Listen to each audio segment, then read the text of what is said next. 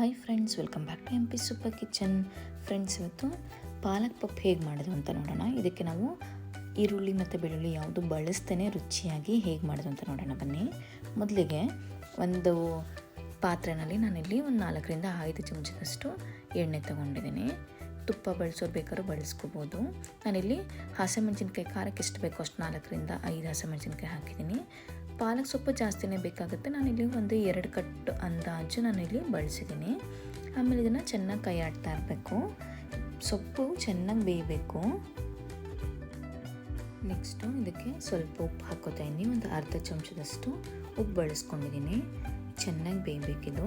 ನಾನು 1 pot recipe ಕೂಡ ತೋರಿಸಿದ್ದೆ ಮುಂಚೆನೇ, ಕುಕ್ಕರ್ನಲ್ಲಿ ಮಾಡೋದು ಕಂಪ್ಲೀಟ್ ಎಲ್ಲ ಹಾಕಿ ಕುಗ್ಸೋದು ಹೇಗೆ ಅಂತ ಹೇಳಿ ಡಿಸ್ಕ್ರಿಪ್ಷನ್ ಬಾಕ್ಸಲ್ಲಿ ಹಾಕಿದ್ದೀನಿ, ದಯವಿಟ್ಟು ನೋಡಿ. ಇವಾಗಿದು ಚೆನ್ನಾಗಿ ಬೆಂದಿದೆ. ನೆಕ್ಸ್ಟ್ ಇದಕ್ಕೆ ನಾನಿಲ್ಲಿ ಹುಣಸೆ ರಸ ಹಾಕ್ಕೊತಾ ಇದ್ದೀನಿ. ಒಂದು ದೊಡ್ಡ ನಿಂಬೆಹಣ್ಣಿನ ಗಾತ್ರದಷ್ಟು ಹುಣಸೆಹಣ್ಣನ್ನ ನೆನೆಸಿಟ್ಟಿದ್ದೆ, ಅದನ್ನು ಹಾಕೋತಾ ಇದ್ದೀನಿ. ಹುಣಸೆಹಣ್ಣಕ್ಕೆ ಜಾಸ್ತಿ ಬೇಕು, ನಾವಿಲ್ಲಿ ಟೊಮ್ಯಾಟೊ ಏನೂ ಬಳಸಲ್ವಲ್ಲ, ಅದಕ್ಕೋಸ್ಕರ. ನೆಕ್ಸ್ಟ್ ಈ ರೀತಿ ಚೆನ್ನಾಗಿ ಕುದಿ ಬಂದಮೇಲೆ ನಾವಿದಕ್ಕೆ ಬೇಳೆ ಹಾಕ್ಕೊತೀನಿ.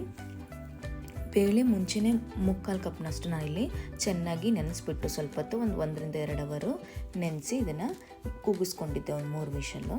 ಅದನ್ನು ನಾನಿಲ್ಲಿ ಮಿಕ್ಸ್ ಮಾಡ್ತಾಯಿದ್ದೀನಿ. ನಾವಿಲ್ಲಿ ಚೆನ್ನಾಗಿ ಮುಂಚೆನೇ ಬೇಳೆ ಮಸುಕೊಂಡು ಆಮೇಲೆ ನಾವಿಲ್ಲಿ ಬಳಸ್ಕೋಬೋದು. ಇಲ್ಲ ನನಗಿಲ್ಲಿ ಚೆನ್ನಾಗಿ ಬೇಳೆ ಬೆಂದಿದೆಲ್ಲ, ನಾನು ಡೈರೆಕ್ಟಾಗಿ ಹಾಗೆ ಹಾಕೋತಾ ಇದ್ದೀನಿ. ಜಸ್ಟ್ ಕೈ ಆಡಿದರೆ ಸಾಕು, ಎಲ್ಲ ಬ್ಲೆಂಡಾಗಿ ಹೋಗುತ್ತೆ. ಇವಾಗ ಇದನ್ನು ಮೀಡಿಯಮ್ ಊರಿನಲ್ಲಿ ನಾವು ಇದನ್ನು ಬಿಸಿ ಮಾಡಲಿಕ್ಕೆ ಇಟ್ಕೋಬೇಕಾಗತ್ತೆ. ಈಗ ಇದನ್ನು ಮುಚ್ಚಳ ಮುಚ್ಚಿ ಒಂದು 8ರಿಂದ 10 ನಿಮಿಷ ಬೇಯಿಸ್ಕೊತಾ ಇದ್ದೀನಿ. ನೆಕ್ಸ್ಟ್ ನಾನಿಲ್ಲಿ ಮಜ್ಜಿಗೆ ಮೆಣಸಿನ್ಕಾಯಿನ ಕರ್ಕೋತಾ ಇದ್ದೀನಿ. ತುಂಬ ಚೆನ್ನಾಗಿರುತ್ತೆ ಪಪ್ಪು, ಬಿಸಿ ಅನ್ನಕ್ಕೆ ತುಪ್ಪ ಎಲ್ಲ ನೆಂಚ್ಕೊಂಡು ತಿಂತಾಯಿದ್ದು. ಈ ಮಜ್ಜಿಗೆ ಮೆಣಸಿನ್ಕಾಯಿನ ಹೇಗೆ ಮಾಡ್ಕೊಳೋದು ಅಂದರೆ, ಬೇಸಿಗೆನಲ್ಲಿ ಯೂಶಲಿ ಮಾಡ್ಕೊಂಡ್ಬಿಡ್ತೀವಿ, ನಾವು ಸ್ಟಾಕ್ ಇಟ್ಕೊಂಡ್ಬಿಡ್ತೀವಿ. ಮೆಣಸಿನ್ಕಾಯಿನ ಚೆನ್ನಾಗಿ ಒಂದು ಸ್ಲಿಟ್ ಮಾಡ್ಕೊಂಡ್ಬಿಟ್ಟು ಮಜ್ಜಿಗೆನಲ್ಲಿ ಇದನ್ನು ಚೆನ್ನಾಗಿ ಒಂದು 16ರಿಂದ 18 ಅವರ್ ನೆನೆಸ್ಬಿಟ್ಟು ಬಿಸಿಲಿಗೆ ಹಾಕಿ ಮತ್ತೆ ಅದೇ ಮಜ್ಜಿಗೆನಲ್ಲಿ ಮತ್ತೆ ನೆನೆಸ್ಬೇಕು. ಅದೇ ರೀತಿ 3ರಿಂದ 4 ದಿವಸ ಈ ಥರ ಮಾಡಿದರೆ ಚೆನ್ನಾಗಿ ಹೀರ್ಕೊಳುತ್ತೆ ಮಜ್ಜಿಗೆನ.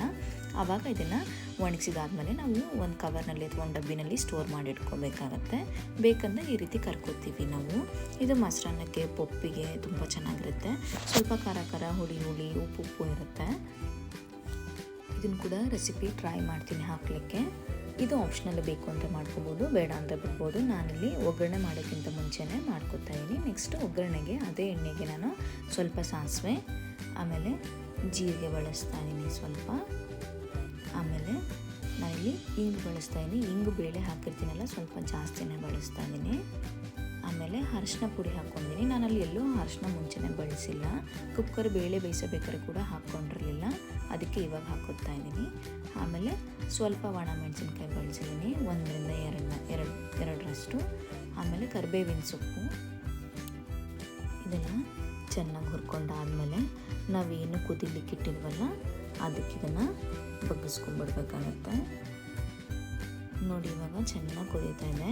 ಇವಾಗ ಇದನ್ನು ಒಂದು ಸತಿ ಕೈ ಆಡ್ಕೊಂಡ್ಬಿಟ್ಟು ನಾವೇನು ಒಗ್ಗರಣೆ ಮಾಡ್ಕೊಂಡಿದ್ವಲ್ಲ ಅದನ್ನು ಹಾಕೋಬೋದು. ಇದು ಆಪ್ಷನಲ್, ಬೇಕು ಅಂದರೆ ಹಾಕೋಬೋದು, ಇಲ್ಲಾಂದರೆ ಮುಂಚೆನೇ ನಾನೇನು ಒಗ್ಗರಣೆ ತೋರಿಸಿದ್ನಲ್ಲ ಅದಕ್ಕೆ ಬೇಕಂದ್ರೂ ಹಾಕೋಬೋದು. ಬಟ್ ಈ ರೀತಿ ಹಾಕೋದ್ರಿಂದ ತುಂಬ ಚೆನ್ನಾಗಿರುತ್ತೆ ಟೇಸ್ಟು, ಅದಕ್ಕೋಸ್ಕರ ನಾನಿಲ್ಲಿ ಹಾಕ್ತಾಯಿದ್ದೀನಿ.